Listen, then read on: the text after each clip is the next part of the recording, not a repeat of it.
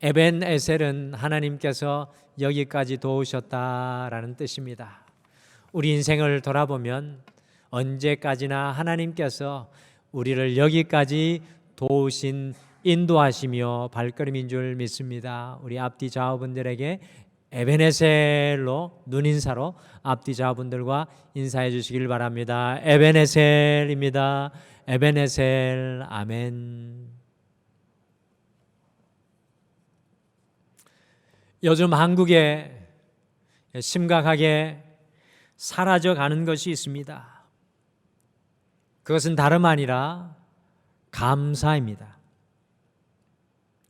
한국 사회의 뉴스와 미디어를 통해 불평과 이 불만은 들불처럼 퍼져나가는 반면에 감사는 우리가 사는 이 땅에서 점점 사라져가고 있지 않는가라는 생각을 하게 됩니다. 가정 속에 안타깝지만 감사가 사라지고 있습니다. 남편과 아내 사이에 감사의 고백이 줄어들고 희미해져 가고 있습니다. 자녀와 부모 사이에 감사의 애틋한 정을 찾아보기 힘이 듭니다. 감사가 없는 사회와 가정, 감사가 없는 교회와 신앙은 소생할 길이 없는 사막과도 같은 안타까운 모습이라고 할 수 있겠습니다. 강원도 춘천에 가시면 1898년에 설립되어서 무려 122년 동안이나 지역사회를 아름답게 섬기는 강원도 춘천의 대표교회인 춘천중앙감리교회가 있습니다. 제가 언젠가 한번 나눈 적이 있는데요. 이 교회가 IMF 힘든 시간을 지나면서 교회를 새롭게 아름답게 건축하여서 교회를 헌당을 하였습니다. 그런데 이 교회가 그만 2016년 7월 18일에 불이 나서 교회 본당이 완전히 전소되는 큰 아픔을 겪었습니다. 그런데 이 교회가 불이 난 교회에 앞마당에 텐트를 치고는 1년 동안 더위와 추위를 온 교인들이 함께 이겨내면서 다시 만 1년 만에 교회를 복원하여 예배드리는 놀라운 감격의 역사가 일어났습니다. 이렇게 1년 만에 기적과 같이 다시 교회를 복원할 수 있었던 비결이 과연 무엇이었겠습니까? 이 짧은 시간 모든 것을 잃어버렸지만 교회를 회복할 수 있었던 숨은 능력이 무엇이었겠습니까? 그 교회 담임 목사님 말씀에 의하면 그것은 바로 감사의 능력이었다라고 고백합니다. 그런 큰 화재가 일어났을 때 당연히 누구의 책임인지 따지는 논란이 일어날 수밖에 없습니다. 인간이 사는 곳에는 그와 같은 책임 논란이 반드시 일어나게 되어 있습니다. 제일 먼저 교회가 빨리 화재를 발견하고 곧바로 신고하였음에도 불구하고 진화가 신속하게 이루어지지 못한 것에 대한 이런저런 원망들이 교회 여기저기서 조금씩 고개를 들기 시작을 하였습니다. 그런데 그 교회가 잘한 일은요, 이럴 때 제일 먼저 교회의 불을 진화하러 왔던 그 소방당국에 감사의 떡을 해서 그 감사의 떡을 아름답게 대접을 했다는 것입니다. 그 이후에 교회 안에서 일어나기 시작한 책임 논란과 원망의 불이 사그라지고요, 온 교회에 감사의 불이 활활 붙어서 하나 되어서 온 교회 성도들이 하나 되어서 기적과 같이 1년 만에 교회를 다시 복원하며 감사 예배를 하나님 앞에 새롭게 올려드렸습니다. 우리가 분명히 알아야 할 것은 이 원망, 불평, 비판이 앞서가면 우리의 인생의 회복의 길을 우리가 찾을 수가 없습니다. 감사를 잃어버리면 다 끝난 것입니다.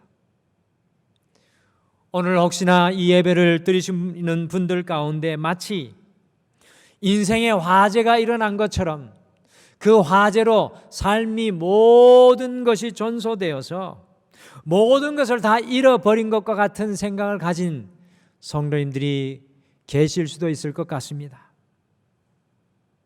이런 상황 가운데 우리가 어떻게 다시 일어날 수 있겠습니까? 다음 주부터 다시 2주간의 이 코로나로 인하여서 비대면의 시간을 가지는데 참 교회들이 어렵고 힘든 시간 가운데 다시 서게 되었습니다. 물론 온라인 예배는 계속되지만 우리가 참 어려운 시간 가운데 들어가게 되었습니다. 어떻게 이러한 때 우리가 다시 일어날 수 있겠습니까? 우리가 다시 일어날 수 있는 힘은 바로 인생의 환난과 고난 가운데에서도 하나님의 은혜의 자리로 돌아와 감사하는 것입니다. 우리가 하나님의 은혜에 눈을 뜨고 감사하는 바로 그 감사의 자리가 우리의 삶을 바꾸는 능력, 변화의 자리가 된다는 사실입니다. 오늘 함께 읽으신 시편 57편 속에 나오는 다윗은 자신의 인생 가운데 가장 두려운 순간, 고통의 순간, 인생의 막다른 골목의 순간에 서 있는 것을 오늘 말씀 속에서 우리가 발견합니다. 곧 사울왕에게 쫓겨서 광야 사막의 굴에 갇혀 숨어 있었습니다. 어떻게 다윗은 도무지 나갈 길이 보이지 않는 자신의 인생의 가장 깊은 절망과 좌절과 두려움의 동굴에서 빠져나오는 능력을 누렸겠습니까? 오늘 다시 연결되기 28번째 시간에는 삶을 바꾸는 감사의 능력, 삶을 바꾸는 감사의 능력이라는 제목으로 우리의 삶의 방향을 바꾸고 우리의 인생과 가정을 회복하게 할 삶의 터닝 포인트인 감사의 능력, 이 감사의 능력에 대해서 오늘 함께 우리가 묵상하겠습니다. 과연 다윗은 우리에게 삶을 바꾸는 감사의 능력에 대해서 오늘 말씀을 통해서 무엇을 보여주고 있습니까? 삶을 바꾸는 감사의 능력을 다윗이 오늘 우리에게 어떻게 보여주고 있습니까? 첫째, 다윗은 감사가 없는 삶이 가장 위험한 것인 것을 우리에게 잘 보여주고 있습니다. 감사가 없는 삶이 가장 위험한 삶인 것을 다윗은 오늘 말씀을 통해 우리에게 조명해 줍니다. 같이 시편 57편 1절을 함께 읽겠습니다. 시편 57편 1절을 같이 읽겠습니다. 시작. 하나님이여 내게 은혜를 베푸소서, 내게 은혜를 베푸소서. 내 영혼이 주께로 피하되 주의 날개 그늘 아래에서 이 재앙들이 지나가기까지 피하리이다. 여러분들 다윗의 처절함이 느껴지십니까? 주의 날개 그늘 아래에서 이 재앙들이 지나가기까지 피하리이다. 다윗이 사울에게 쫓겨서 얼마나 다급하였으면 하나님이여 내게 은혜를 베푸소서, 내게 은혜를 베푸소서 2번이나 반복하여서 간절히 부르짖었겠습니까? 다윗은 사울의 칼과 창의 위협과 두려움 앞에서 하나님께서 자신을 구원해 주실 것을 간절히 부르짖고 있습니다. 여러분들 다윗의 심정을 오늘 마음속에 같이 좀 이해할 수 없을지라도 이해하려고 노력하기를 원합니다. 다윗은 사울 왕에게 무려 10년 가까이 쫓기면서 단 한순간도 안도하며 평안히 쉴 수 없는 끝도 없는 위협 속에서 아마도 사울이 자신에게 가장 큰 위협이라고 생각을 하였을 것입니다. 쉽게 말씀드리면 다윗은 자신의 삶 속에 사울만 없어진다면, 자신의 인생 속에 사울만 사라진다면, 사울의 창과 끝이 자신의 인생 속에 없어진다면 자신의 인생은 완전히 달라질 것이라고 생각하였을지 모릅니다.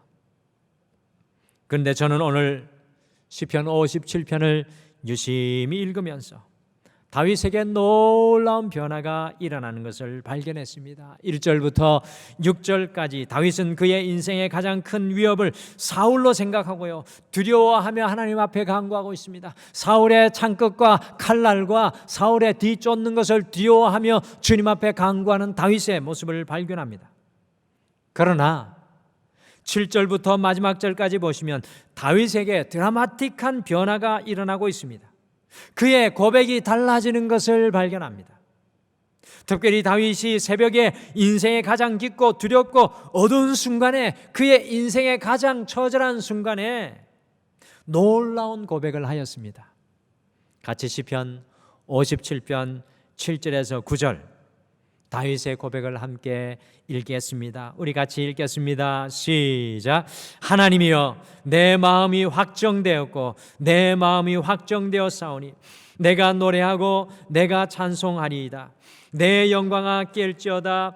비파야 수고마 깰지어다. 내가 새벽을 깨우리로다. 주여, 내가 만민 중에서 주께 감사하며 문 나라 중에서 주를 찬송하리이다. 아멘.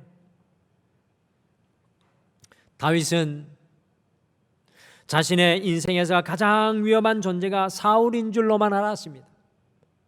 사울의 창과 칼이 그의 가장 큰 위협인 줄로만 알았습니다.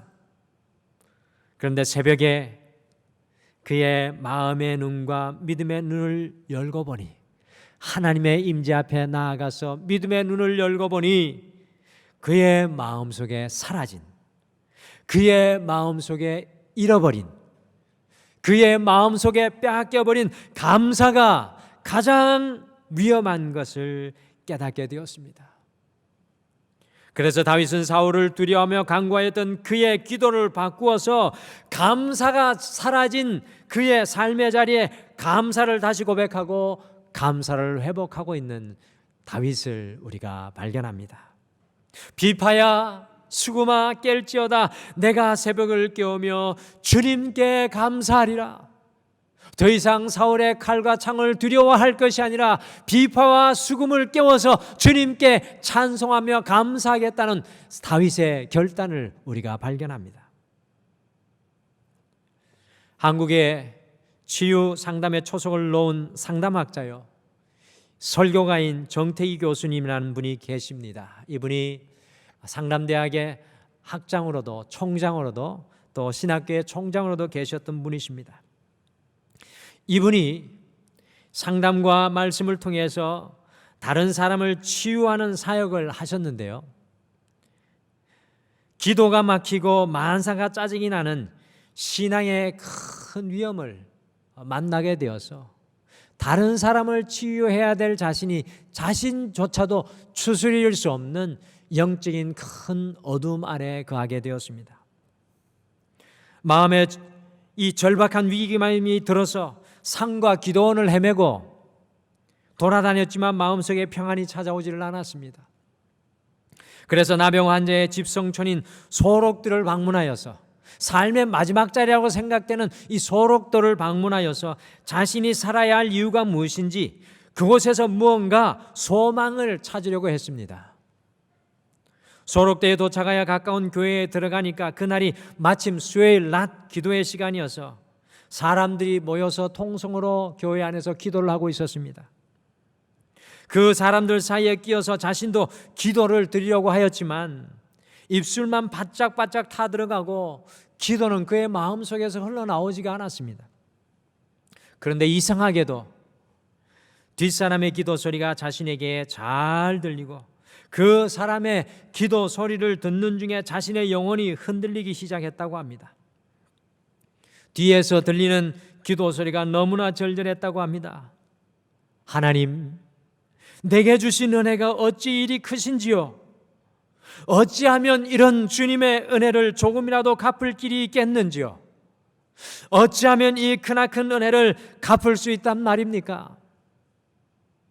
정 교수님은 하나님의 은총이 얼마나 컸기에 저렇게 절절한 감사의 기도를 드리는지 궁금했습니다. 마음속으로 저 사람은 아마 이 섬을 찾아온 돈 많은 기부자나 천사 같은 심령을 소유한 사람일 것이라고 생각을 하면서 되지 않는 기도를 멈추고 뒤를 돌아보았는데 그 순간 깜짝 놀랄 수밖에 없었다고 합니다. 왜냐하면 거기에는 이게 사람인가 싶을 정도로 흉측한 몰골을 한 나병 환자 노인 한 분이 앉아 있었기 때문이었습니다. 얼마나 심하게 병을 앓았는지 노인의 얼굴은 형태를 알아볼 수 없을 정도로 완전히 짓뭉개져 있었습니다. 머리카락도 한 올 남아있지 않고요, 코도 해골처럼 움푹 파였으며 눈은 위아래가 붙어 있더랍니다. 그런데 그 노인이 그의 뒤에 앉아서 하염없이 눈물을 흘리며 손가락이 다 떨어져 나간 주먹으로 연신 얼굴을 훔쳐가며 감사의 기도를 올려드리고 있더랍니다. 이 모습을 본 종 교수님은 자신의 눈을 의심하며 저 노인이 어떻게 그런 기도를 드릴 수 있었지라는 생각을 하는 순간에 자신의 마음 깊은 곳에서 뜨거운 것이 치밀어 오르더니 자신의 심령 속에서 통곡이 시작이 됐습니다. 정 교수님은 그 자리에서 피를 토할 것처럼 큰 소리로 울고 또 울며 눈물을 쏟았다고 합니다. 정 교수님이 기도를 마치고 눈을 뜨니 노인이 걱정스러운 눈으로 지켜보다가 그제야 안심을 하며 안전뱅이 걸음으로 교회를 빠져나갔다고 합니다. 그때 정 교수님이 그 노인을 따라가 이렇게 물었습니다. 할아버지, 도대체 뭐가 그렇게 고마우신 것입니까? 무슨 은혜를 그리 많이 받으셨다고 그렇게 기도를 드리시는 겁니까? 질문을 들은 노인은 한참 생각에 잠긴 것 같더니 이렇게 말을 했습니다. 내가 문둥병에 걸리자 세상도 피부치도 나를 버렸지. 친구들도 다 떠나버렸고, 그런데 말이야, 이런 나를 버리지 않고 이 소록도까지 따라와 준 분이 계셔서 그분이 내게 기쁨과 소망을 주셨지. 할머니가 따라오셨군요. 나병에 걸린 노인이 고개를 저으며 대답했습니다. 아니야, 예수님이 따라오셨지. 정 교수님은 그 노인과 2평도 안 되는 그의 집에서 한 주간 내내 보내면서 자신이 잃어버린 감사를 그 노인에게 배웠다고 합니다. 교수님이신 그분이 자신이 잃어버린 감사를 그분에게 배웠다는 것입니다. 미국의 루즈벨트 대통령이 어느 추수감사절에 오늘날 미국의 위기는 좋은 것을 주신 하나님께 감사하지 않는 데 있습니다 라고 연설을 했습니다. 사랑하는 성도 여러분, 여러분과 제 삶의 가장 큰 위기는 무엇입니까? 여러분과 제 삶의 가장 큰 위기는 과연 무엇입니까? 돈이 없는 것입니까? 건강을 잃어버린 것입니까? 실패하고 좌절한 것입니까? 우리를 2주간 대면 예배로 못 모이게 하는 이 코로나입니까? 기억하시길 바랍니다. 우리의 삶의 가장 큰 위기는 바로 감사가 없는 것입니다. 우리의 삶의 가장 큰 위기는 감사가 우리의 삶에 사라진 것입니다. 우리의 입술에 감사가 묻어져 있고 감사가 사라진 것이 가장 큰 위기입니다. 다윗은 오늘 감사가 사라진 그 위기를 우리에게 자신의 삶을 통해 보여주고 있습니다. 과연 여러분과 저는 어떤 모습입니까? 둘째, 다윗은 감사가 터져나오면 산다는 것을 오늘 말씀을 통해 우리에게 보여줍니다. 감사가 우리 안에서 터져나오면 살아나게 된다는 것입니다. 오늘 다윗이 사울에게 쫓기어서 인생의 마지막 장소인 동굴 속에 숨어 있었습니다. 살아날 회생의 가능성이 전혀 없었습니다. 그러나 다윗이 밤새도록 눈물을 흘리며 기도하다가 새벽에 그의 마음속에 감사가 터져나올 때 비로소 다윗이 살아나게 되었습니다. 다윗이 실망과 좌절과 두려움의 동굴에서 걸어나오게 한 것은 눈물을 흘리며 기도한 이후에 그의 가슴 속에서 감사가 터져나왔을 때 다윗이 살아나게 되었습니다. 여러분들, 아무리 우리가 듣고 읽어보아도 감동되는 부분이 바로 사도 바울과 실라가 성령의 음성을 듣고 빌립보 지역에서 복음을 전하다가 감옥에 갇혔을 때의 이야기입니다.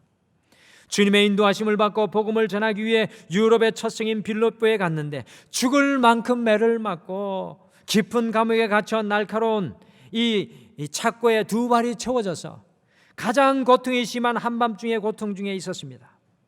바로 그 순간에 과연 바울과 실라가 무엇을 하였습니까? 같이 사도행전 16장 25절과 26절 함께 읽겠습니다. 같이 읽겠습니다. 시작. 한밤중에 바울과 실라가 기도하고 하나님을 찬송하며 제수들이 덧더라. 이에 갑자기 큰 지진이 나서 옥토가 움직이고 문이 곧 다 열리며 모든 사람의 매인 것이 다 벗어진지라. 아멘. 바울과 실라는 인생의 한밤중에 가장 고통스러운 그 시간에 기도하고 찬송하였습니다. 무슨 말입니까? 기도와 찬송으로 하나님께 감사의 고백을 했다는 것입니다. 바울과 실라에게서 감사가 터져 나오니까 어떤 일이 일어났습니까?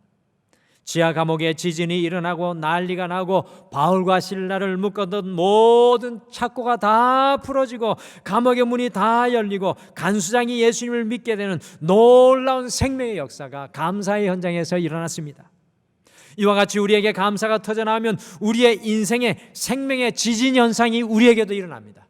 여러분들이 감사를 고백하면 생명의 지진 현상이 일어납니다.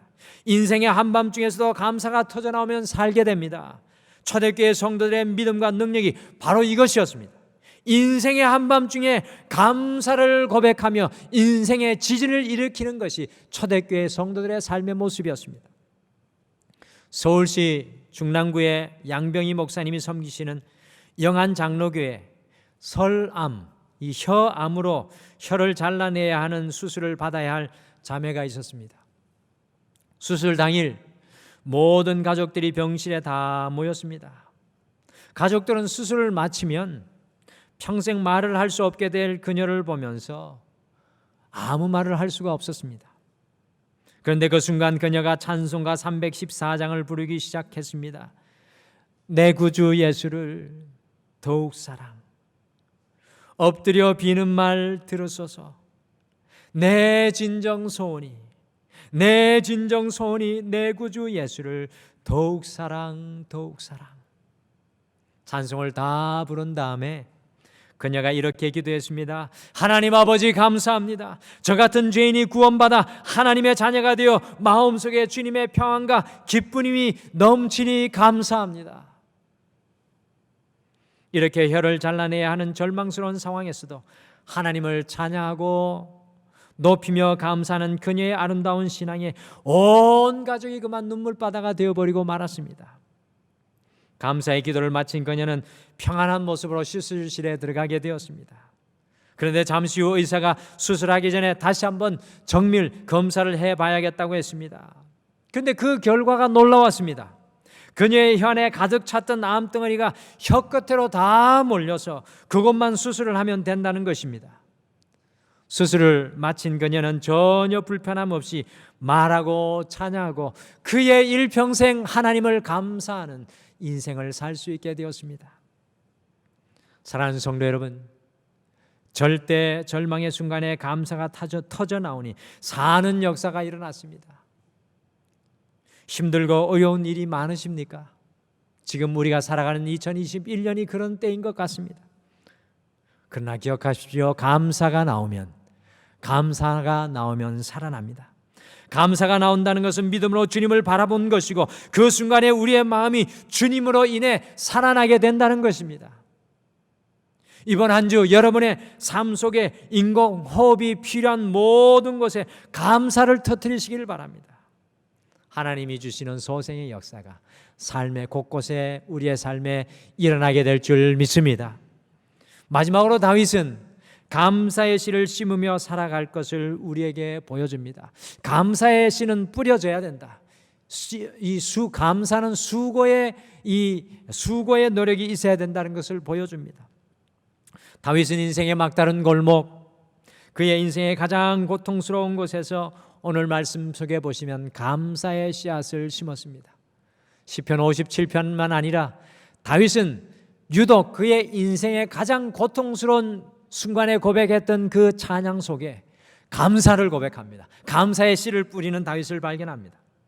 여러분들 갈라디아서 6장 7절에서 9절에 보시면 심고 거두는 원리에 대해서 잘 말씀합니다. 같이 읽어보실까요? 같이 읽겠습니다. 시작. 스스로 속이지 말라. 하나님은 업심여김을 받지 아니하시나니 사람이 무엇으로 심든지 그대로 거두리라. 자기의 육체를 위하여 심는 자는 육체로부터 썩어질 것을 거두고 성령을 위하여 심는 자는 성령으로부터 영생을 거두리라. 우리가 선을 행하되 낙심하지 말지니 포기하지 아니하면 때가 이름에 거두리라. 아멘. 여러분들 심는 것이 있어야 거둡니다. 심는 것은 작은 것이지만 거두는 것은 너무나 풍성하고 많습니다. 만약에 우리가 죄와 미움을 심으면 그것은 끔찍한 것입니다. 왜냐하면 작은 것을 심고 많은 것을 거둘 수밖에 없기 때문입니다. 대부분의 사람들이 고통받게 되는 이유가 바로 여기에 있습니다. 적은 것을 심었는데 많은 것을 거두기 때문입니다. 우리의 불평과 우리의 질투와 우리의 연약함과 우리의 불신을 심었는데 솟아나는 자라나는 열매는 무수합니다. 우리의 삶은 심고 거두는 것의 연속입니다. 지난 한 주간도 우리들은 무엇인가를 부지런히 심고 살았습니다. 지금 우리의 말이나 행동으로 심은 것을 나중에 그대로 거둔다고 생각해 보십시오. 여러분들 두렵지 않으십니까? 지금 과연 우리는 무엇을 심고 살아가고 계십니까? 저는 지난 주간에 2021년 상반기를 돌아보면서 주님께서 주신 첫 열매의 감사의 예배를 드리고 다시 한번 추수감사절의 절기까지 어떻게 이 2021년을 등마루와 살아가야 할지 고민하는 중에 1호산 감사 노트라는 영감을 얻게 되었습니다. 아니, 사실 6월부터 더 깊은 영성으로 우리 성도님들과 어떻게 하면 나아갈까? 어떻게 하면 더 깊은 영성으로 나아갈까? 새벽마다 기도하며 전도사님들과 고민하는 중에 있었는데 주님께서 1호상 감사 노트라는 귀한 영감을 얻게 하였습니다. 과연 1호상 감사 노트는 무엇이겠습니까? 잠깐 영상을 함께 보시겠습니다.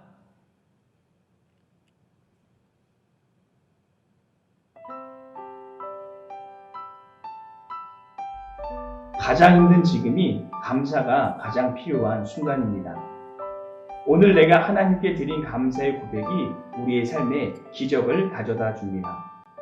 우리 등마루 교회는 2021년 맥주감사주일을 기점으로 추수감사주일까지 1호상 감사 노트를 통해 하나님께서 우리에게 주신 감사의 고백들을 올려드리고자 합니다.